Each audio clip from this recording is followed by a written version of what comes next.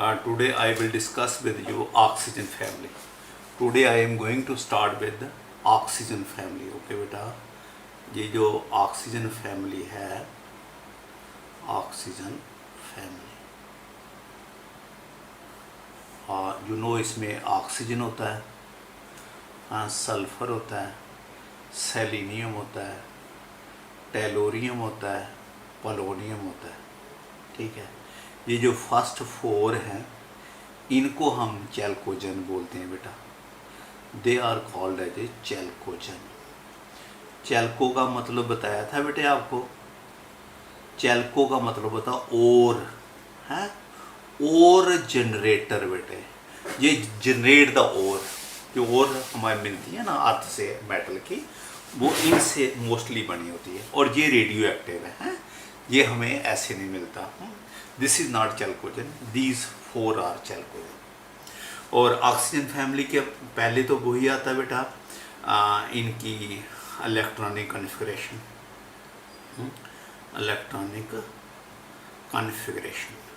ठीक है, और इस इलेक्ट्रॉनिक कॉन्फ़िगरेशन में जो आपका कॉन्फ़िगरेशन तो आती है आपको ऑक्सीजन का atomic configuration 1s2 2s2 and 2p4 बेटा।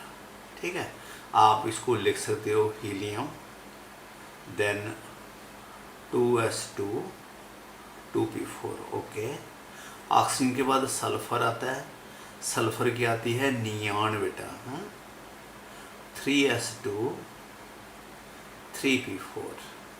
ओके, उसके बाद सेलेनियम आता है, नियॉन के बाद आर्गन आ जाता है, और 3p के बाद पहले 3d आता है बेटे, 3d10 4s2 4p4। Okay, then tellurium बेटा।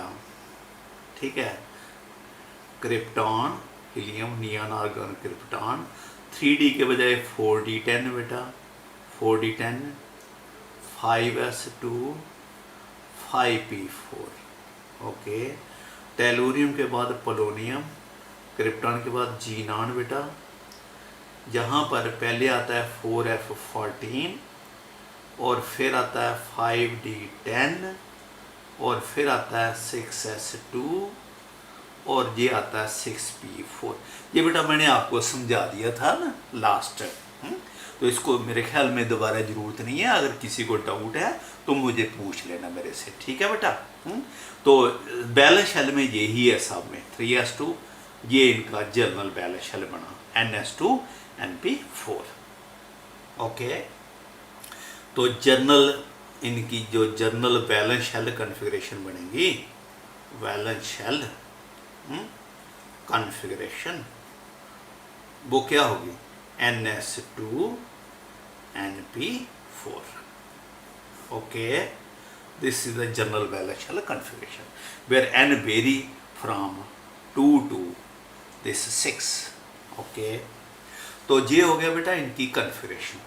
एटॉमिक साइज कह दो या रेडियस कह दो, ठीक है, atomic radii.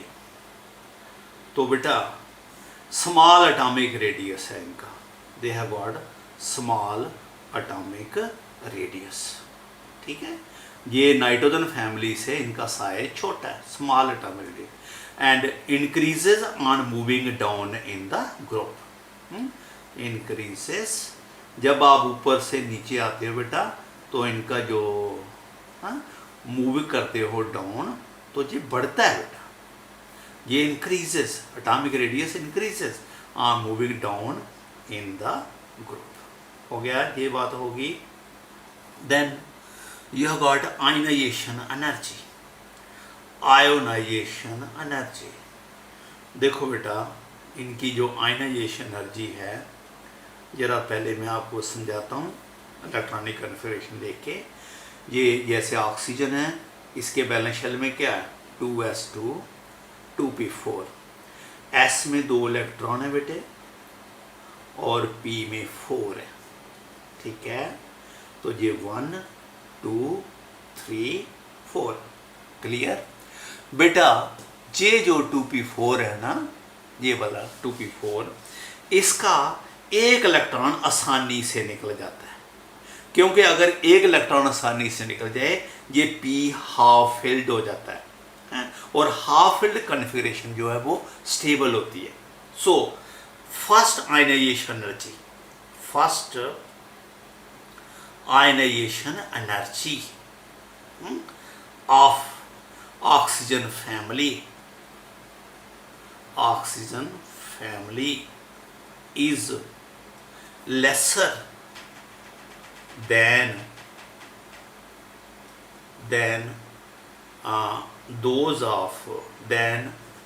that of nitrogen family.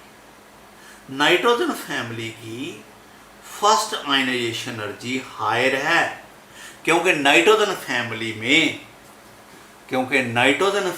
में वो P3 है, 2s2 2p3, और P3 आगे स्टेबल है, उसका इलेक्ट्रॉन निकालना डिफिकल्ट है, इसलिए इसकी एक इलेक्ट्रॉन इसका आसानी से निकल जाता है, P3 हो जाता है जब, तो फिर ये तो सेकंड आयनाइजेशन एनर्जी होगी IE2, जिसको हम बोलते हैं second IE2 of oxygen family is higher बेटा, फैमिली इज हायर किससे, then that of nitrogen family. ध्यान से बेटा, ध्यान से सुनना क्या कह रहा हूं।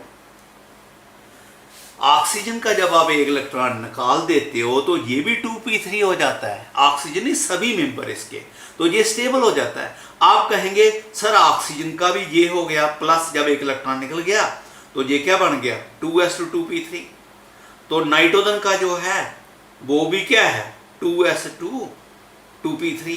जब इलेक्ट्रॉनिक कन्फिगरेशन एक जैसी है तो आयनाइजेशन एनर्जी सेम होनी चाहिए, पर नहीं, क्यों? क्योंकि ये प्लस है बेटा, प्लस है, इसका न्यूक्लियर चार्ज मोर पावरफुल है, ये इसका और इलेक्ट्रॉन निकालना ज्यादा डिफिकल्ट है as compare to the nitrogen, क्योंकि हाफ फील्ड तो ये भी है, हाफ फील्ड ये भी है। हाफ फील्ड के हिसाब से तो दोनों बराबर है, मेरी बात समझ गए आप? हाफ फील्ड के हिसाब से तो दोनों बराबर है, लेकिन इसका न्यूक्लियर चार्ज ज्यादा है, इसका इलेक्ट्रॉन निकालना ज्यादा डिफिकल्ट है। तो ये बात आपको समझ आ गई होगी आयनाइजेशन एनर्जी की वैल्यू। और value of ionization energy, value of IE है डिक्रीजेस डाउन द ग्रुप, ये तो है ही ना बेटा, हाँ? जब हम ऊपर से नीचे आते हैं तो ये आयनाइजेशन की वैल्यू जो है ऊपर से नीचे क्या होती है, डिक्रीज करती है। क्यों डिक्रीज करती है? साइज लगातार बढ़ रहा है, तो इसलिए ionization energy decreases down the group हो गया। नाउ बेटा मेटालिक करैक्टर, ठीक है, मेटालिक करैक्टर बेटा, ऑक्सीजन और सल्फर जो हैं दे आर नॉन मेटल्स, ये दोनों नॉन मेटल्स हैं। Oxygen and sulphur are non metal. Selenium and tellurium are metalloids, they are metalloids बेटा, ये मेटलाइट्स हैं, राइट। और जो पोलोनियम है ये रेडियो एक्टिव भी है, इज ए मेटल, लेकिन radio active metal, it is a radio active metal, okay. ये रेडियो एक्टिव मेटल है, polonium is a radio active metal. तो ये बेटा आपका इनका मेटालिक करैक्टर के बारे में। नाउ अब है इलेक्ट्रॉन एफिनिटी। इलेक्ट्रॉन एफिनिटी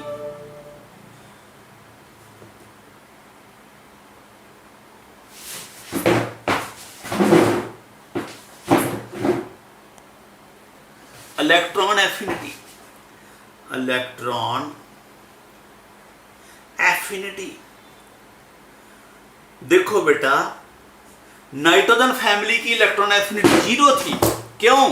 क्योंकि उनका 2p क्या था 3, वो 3 जो है वो स्टेबल था और वो और इलेक्ट्रॉन नहीं लेना चाहते थे, इसलिए उनकी इलेक्ट्रॉन एफिनिटी 0 थी। लेकिन इनकी they have high value of electron affinity, इनकी इलेक्ट्रॉन एफिनिटी की वैल्यू हाई है बेटा। इलेक्ट्रॉन एफिनिटी का मतलब समझते हो ना क्या होता है? ये कोई एटम है गैसियस स्टेट में, जब आप एक इलेक्ट्रॉन इसको देते हो तो वो इलेक्ट्रॉन इसके न्यूक्लियस की ओर अट्रैक्ट होता है और अट्रैक्ट होने से एनर्जी रिलीज करता है। जो रिलीजिंग ऑफ एनर्जी है that is called the electron affinity. मेरी समझे? तो इनकी इलेक्ट्रॉन एफिनिटी हाई है। तो क्यों हाई है? क्योंकि इनका बैलेंस शेल में क्या है? 2s2 2p4। ये 2p4 है, 4 है, ये आगे ही पार्शियली फिल्ड है, और लेगा तो ये स्टेबल होने को जाएगा क्योंकि बैलेंस शेल इसको कंप्लीट होने को जाएगा। समझ लगी? तो इसलिए तो इलेक्ट्रॉन एफिनिटी जब आप टॉप से बॉटम आते हैं, the value of electron affinity increases from oxygen to sulphur, जहां से जहां तक इंक्रीज करती है बेटे। उसके बाद ऑक्सीजन, सल्फर, सेलेनियम, टेलोरियम और पोलोनियम उसके बाद लगातार डिक्रीज करते हैं। मेरा मतलब कहने का कि सल्फर की इलेक्ट्रॉन एफिनिटी ज्यादा है as compare to the oxygen. देखो बेटा, ये थोड़ा सा अजीब सा लगता है, मैं समझाता हूं आपको। देखो, ऑक्सीजन का साइज छोटा है, इसके पहले शेल में क्या इलेक्ट्रॉन है? 2, 1 है 2, और दूसरे में कितने हैं? 1s2 2s2 2p4 6 1 2 3 4 5 6। ठीक है। सल्फर में क्या है? सल्फर में पहले में 2 हैं, ठीक है, न्यूक्लियर चार्ज इसका ज्यादा है, और इसमें कितने हैं? 8 1 2।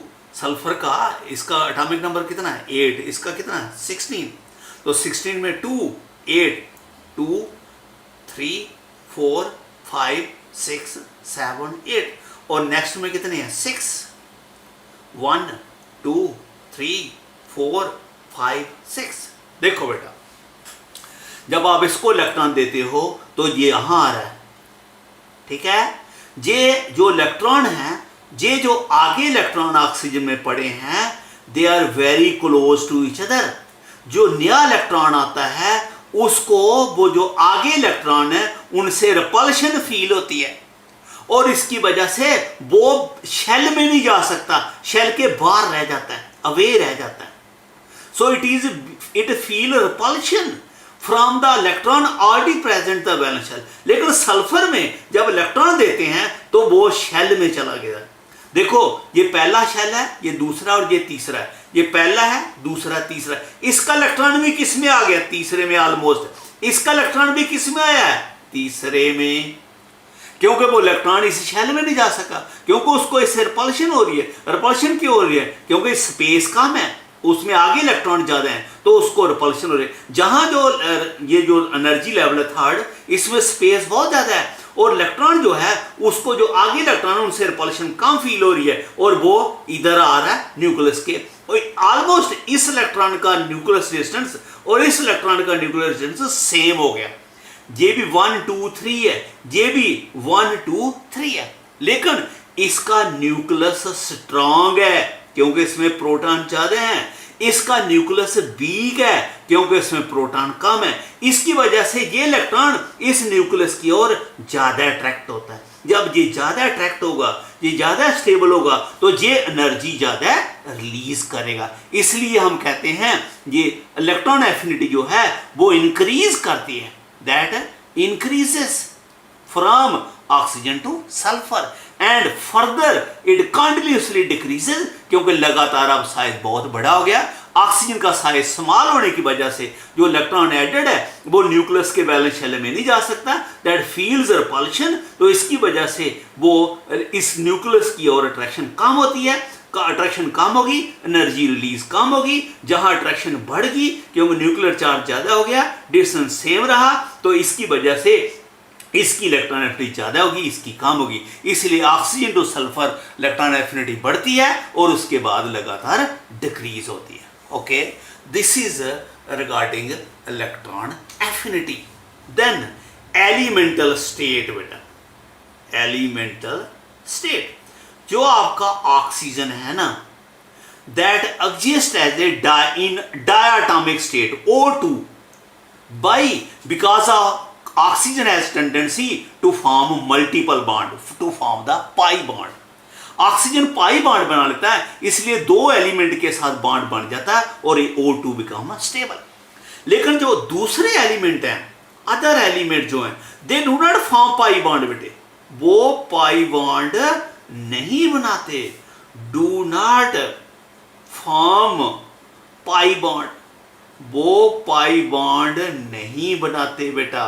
इसकी वजह से they exist as octaatomic, their octatomicity